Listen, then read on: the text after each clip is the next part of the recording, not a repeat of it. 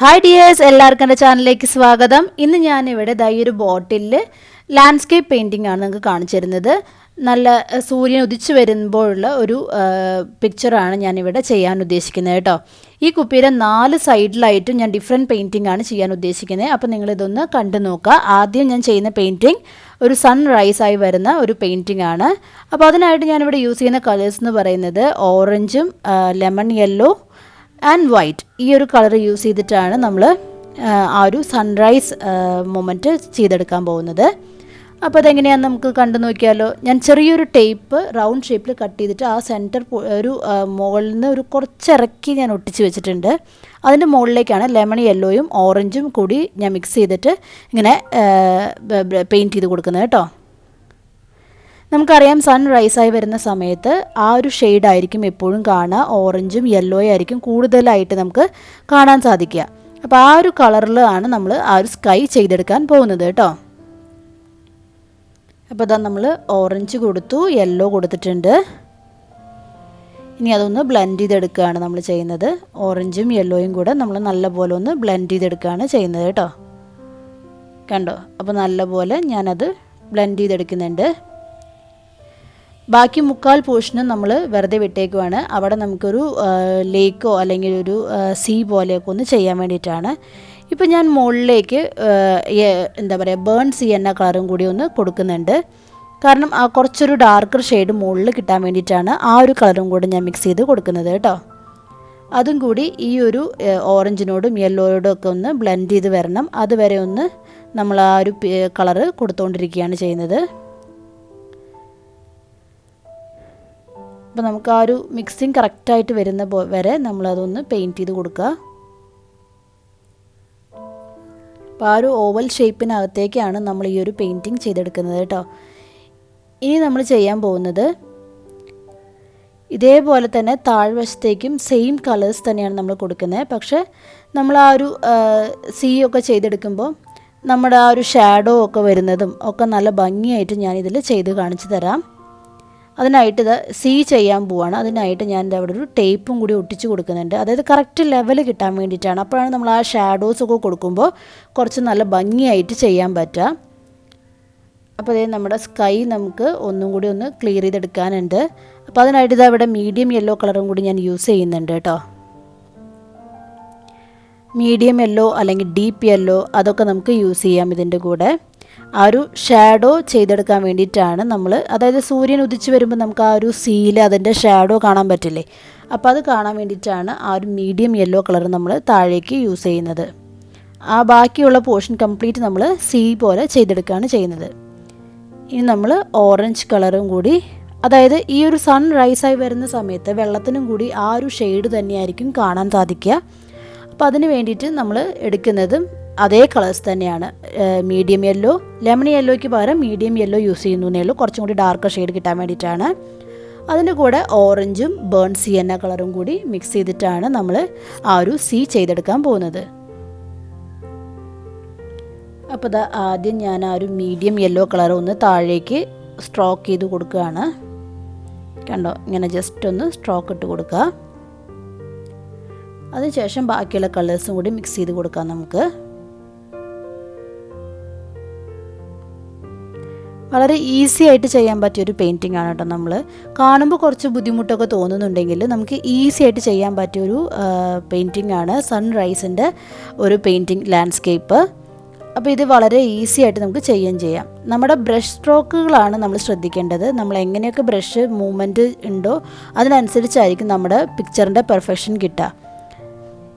നമ്മൾ ഓരോ പ്രാവശ്യം ഇപ്പം ഞാൻ 2 സൈഡിലേക്കും എന്താ പറയുക ആ യെല്ലോൻ്റെ 2 സൈഡിലും ഓറഞ്ചും ബേൺ സിയന്ന കളറും കൂടെ കൊടുത്തു കഴിഞ്ഞു.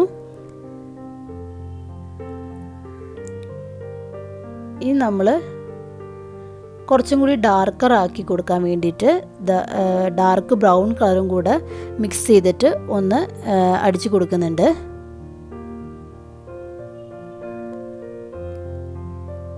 ഇനിയാണ് നമ്മൾ ഓരോ ഷെയ്ഡിങ്ങും കറക്റ്റായിട്ട് വരേണ്ടത്. ഇല്ല വെച്ചാൽ ആ ഒരു പെർഫെക്ഷൻ നമുക്ക് കിട്ടില്ല. അപ്പോൾ ബ്രഷ് ഒന്ന് സൈഡിലേക്ക് ചെരിച്ച് പിടിച്ചിട്ട് വേണം നമ്മൾ ഈ ഒരു പെയിൻറ്റിങ് ചെയ്തെടുക്കാനായിട്ട് കേട്ടോ. ഇനി താഴ്വശം ചെയ്തെടുക്കാനായിട്ട് കണ്ടോ? ഇപ്പോൾ നമ്മൾ ആ ടേപ്പ് ഒട്ടിച്ചത് എന്തിനാണെന്ന് മനസ്സിലായോ? ആ ഒരു കറക്റ്റ് ലെവൽ കിട്ടാൻ വേണ്ടിയിട്ടാണ് നമ്മൾ ആ ഒരു ടേപ്പ് ഒട്ടിച്ചു കൊടുത്തത് കേട്ടോ. അപ്പോൾ അത് നമ്മളിങ്ങനെ സൈഡിലേക്ക് ബ്രഷ് ഒന്ന് പരത്തി പിടിച്ചിട്ട് വേണം ഇനി ലൈൻസ് പോലെ ഇങ്ങനെ ചെയ്തെടുക്കാനായിട്ട്. അപ്പോഴാണ് നമ്മൾ ആ ഒരു ഓളങ്ങളൊക്കെ നമുക്ക് കറക്റ്റായിട്ട് കിട്ടുക. കണ്ടോ? ആ ഒരു സെയിം കളർ വെച്ച് തന്നെ നമ്മളിങ്ങനെ ലൈൻസ് പോലെ ഇട്ട് കൊടുക്കുകയാണ്.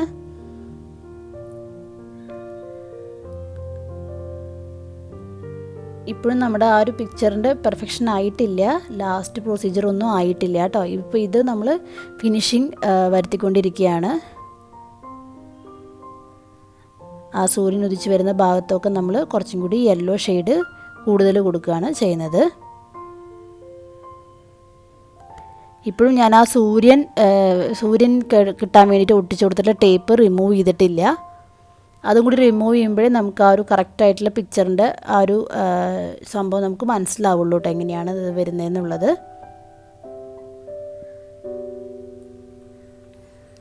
ഇനി ഞാൻ ആ ഒരു ടേപ്പ് ഒന്ന് റിമൂവ് ചെയ്യാണ് അവിടെ നിന്ന്. കണ്ടപ്പോൾ അവിടെ ഒരു വൈറ്റ് ഏരിയ നമുക്ക് കിട്ടിയിട്ടുണ്ട്. ഇപ്പോൾ ഓൾറെഡി ഞാനിത് വൈറ്റ് സ്പ്രേ പെയിൻറ്റ് അടിച്ച് വെച്ച ബോട്ടിലായതുകൊണ്ട് അവിടെ ഒരു വൈറ്റ് കളർ ഉണ്ട്. എങ്കിൽ അതിന് എടുപ്പ് കിട്ടണമെങ്കിൽ നമ്മളവിടെ ആ ഒരു സൂര്യൻ്റെ ഭാഗത്ത് നമ്മൾ വൈറ്റ് ആക്രിലിക് പെയിൻറ്റും കൂടി കൊടുത്താൽ മാത്രമേ നമുക്ക് ആ ഒരു സൂര്യനെ എടുത്ത് കാണാൻ പറ്റുള്ളൂ. അപ്പോൾ ഇനി അടുത്തതായിട്ട് നമ്മൾ ചെയ്യാൻ പോകുന്നത് ഡാർക്ക് ബ്രൗൺ കളർ എടുത്തിട്ട് ഈ ഒരു സീയുടെ താഴ്ഭാഗം നമ്മൾ ചെയ്തെടുക്കാനാണ് പോകുന്നത്. കണ്ടോ? അടിയിലത്തെ ഭാഗത്തായിട്ട് നമ്മൾ ഈ ഡാർക്ക് ബ്രൗണും ആ ഒരു കളർ നമ്മളൊന്ന് അടിച്ചു കൊടുക്കുകയാണ്. അതായത് ഈ വ്യൂ പോകുന്നത് നമ്മൾ എന്താ പറയുക, ദൂരേക്കുള്ളൊരു വ്യൂ അല്ലേ നമ്മൾ ചെയ്യുന്നത്. സണ്ണിനെ നമ്മൾ സീയിലൂടെയാണ് കണ്ടുപോകുന്നത്. അപ്പോൾ അതിന് വേണ്ടിയിട്ട് ഈ ഒരു താഴ്വശത്ത് ഡാർക്ക് കളർ കൊടുക്കുകയാണ്. ഇനി അതിലേക്ക് നമ്മൾ ഓരോ പുല്ലും അങ്ങനത്തെ ഒരു ഷാഡോ പോലെയാണ് കൊടുക്കുന്നത് കേട്ടോ. അപ്പോൾ നമുക്കത് ഡാർക്ക് കളറായിട്ടാണ് കൊടുക്കാൻ പറ്റുക.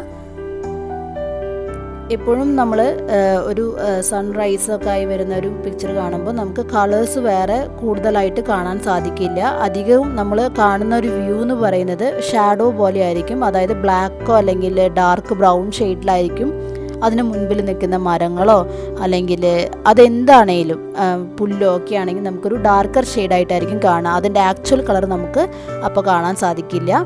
അപ്പോൾ അതുകൊണ്ടാണ് ഞാൻ ഈ ഒരു ഡാർക്കർ ഷെയ്ഡിൽ ഈ ഒരു പുല്ലും ആ ഒരു ഇതൊക്കെ കൊടുത്തുകൊണ്ടിരിക്കുന്നത്. ഈവൻ നമ്മുടെ സൺസെറ്റിൻ്റെ സമയത്തും ഈ ഒരു കളേഴ്സ് തന്നെയായിരിക്കും നമുക്ക് കാണാൻ സാധിക്കുക. അപ്പോൾ ഈ സൺറൈസ് ആയിട്ടുള്ള ഈ ഒരു പിക്ചർ മാത്രമല്ല ഞാൻ ഈ ഒരു ബോട്ടിലേക്ക് ചെയ്തെടുക്കുന്നത്, 4 ഡിഫറെൻറ്റ് പെയിൻറ്റിങ്സ് ചെയ്യുന്നുണ്ട്. അപ്പോൾ നിങ്ങൾ ഇത് ഞാൻ ഓരോ വീഡിയോസ് ആയിട്ടായിരിക്കും പോസ്റ്റ് ചെയ്യുക, അതിൻ്റെ ഓരോ പെയിൻറ്റിങ്ങും. അപ്പോൾ മുഴുവനായിട്ട് നിങ്ങൾ കാണണം കേട്ടോ, എങ്കിലേ നിങ്ങൾക്ക് ഈ ഒരു ബോട്ടിലിൻ്റെ ഫിനിഷിങ് നിങ്ങൾക്ക് കറക്റ്റായിട്ട് കാണാൻ സാധിക്കുള്ളൂ. എല്ലാ പെയിൻറ്റിങ്സും ഒന്ന് കണ്ടിട്ട് നിങ്ങൾ അഭിപ്രായങ്ങൾ പറയണം കേട്ടോ. അപ്പോൾ ഇതാ നമ്മുടെ ഈ പെയിൻറ്റിങ് ഞാനിവിടെ കണ്ടിന്യൂ ചെയ്യുവാണ്.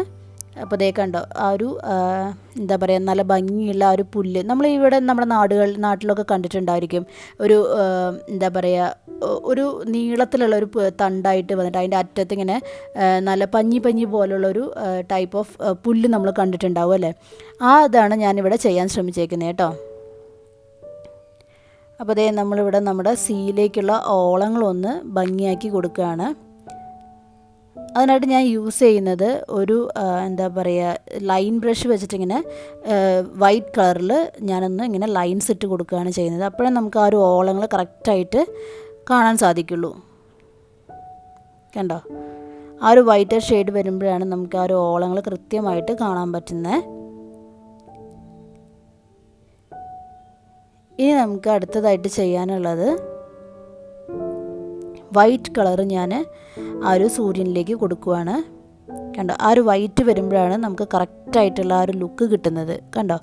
കാര്യം ഞാൻ വൈറ്റ് സ്പ്രേ ഒക്കെ തന്നെയാണ് അടിച്ചിട്ടുള്ളത്, സ്പ്രേ പെയിൻ്റാണ് ഈ ഒരു ബോട്ടിലിന് കൊടുത്തിട്ടുള്ളതെങ്കിലും ആ ഒരു വൈറ്റിന് എടുപ്പ് വന്ന് നമ്മൾ ആക്രിലിക് പെയിൻറ്റും കൂടി കൊടുക്കുമ്പോഴാണ്. ഇനി ഞാൻ അടിവശത്തേക്ക് കുറച്ച് ഡാർക്ക് ആക്കാൻ വേണ്ടിയിട്ട് ബ്ലാക്ക് കളറും കൂടി അപ്ലൈ ചെയ്ത് കൊടുക്കുന്നുണ്ട് കേട്ടോ. അപ്പോഴാണ് നമുക്ക് ആ ഒരു പിക്ചറിന് നല്ലൊരു എഫക്റ്റ് കിട്ടുള്ളൂ. കണ്ടോ? കുറച്ചും കൂടി ബ്ലാക്ക് കളർ ആഡ് ചെയ്ത് കൊടുക്കുകയാണ് ഞാൻ എല്ലാത്തിനും. ഡാർക്ക് ബ്രൗണിൽ മാത്രം നിർത്തി കഴിഞ്ഞാൽ നമുക്ക് ആ ഒരു എടുപ്പ് കിട്ടിയെന്ന് വരില്ല. അപ്പോൾ അതുകൊണ്ടാണ് ഒരു ബ്ലാക്കിഷ് കളറും കൂടി ഞാൻ ഇതിൻ്റെ കൂടെ ആഡ് ചെയ്ത് കൊടുക്കുന്നത്. കണ്ടോ? അപ്പോൾ ആ ഷാഡോസൊക്കെ നമുക്ക് കുറച്ചും കൂടി ഡീറ്റെയിലിംഗ് ചെയ്ത് കാണാൻ പറ്റും. ഇവിടെ നമുക്ക് ഇഷ്ടമുള്ളത് നമുക്ക് ആഡ് ചെയ്ത് കൊടുക്കാം കേട്ടോ. ഞാനിപ്പോൾ ഈ പുല്ലിൻ്റെ കൂടെ 2 തെങ്ങും കൂടി വെച്ച് കൊടുക്കാൻ പ്ലാൻ ചെയ്യുന്നുണ്ട്. അപ്പോൾ അതെങ്ങനെയാണെന്നും കൂടി ഞാൻ കാണിച്ചു തരാം. അപ്പോൾ ഇതാണ് ഇതിൻ്റെ ഒരു ഫൈനൽ ലുക്ക് എന്ന് പറയുന്നത്. 2 തെങ്ങും കൂടി ഞാൻ വരച്ച് കൊടുത്തിട്ടുണ്ട്. അപ്പം നമ്മുടെ ഈ ഒരു സൺറൈസിൻ്റെ ഒരു പിക്ചർ ഇവിടെ റെഡി ആയി കഴിഞ്ഞു. ഈ ഒരു വീഡിയോ എല്ലാവർക്കും ഇഷ്ടപ്പെട്ടു എന്ന് വിചാരിക്കുന്നു. നിങ്ങളുടെ കമൻറ്റ്സ് അറിയിക്കുക, ലൈക്ക് ഷെയർ മറക്കരുത്. ആരെങ്കിലും സബ് ചെയ്യാത്തവരുണ്ടെങ്കിൽ ഒന്ന് സബ് ചെയ്തേക്കുക. അടുത്തുള്ള ബെല്ലൈക്കൺ കൂടി പ്രസ് ചെയ്യുക. അപ്പോൾ ബെല്ലൈക്കൺ പ്രസ് ചെയ്യുമ്പോൾ ഓൾ തന്നെ നോക്കി പ്രസ് ചെയ്യണം കേട്ടോ, എങ്കിലേ എൻ്റെ എല്ലാ വീഡിയോസിൻ്റെ അപ്ഡേറ്റ്സ് നിങ്ങൾക്ക് കിട്ടുള്ളൂ. അപ്പോൾ എല്ലാവരോടും ഒരിക്കൽ കൂടി നന്ദി പറഞ്ഞുകൊണ്ട് സ്റ്റേ സേഫ് ആൻഡ് ബൈ.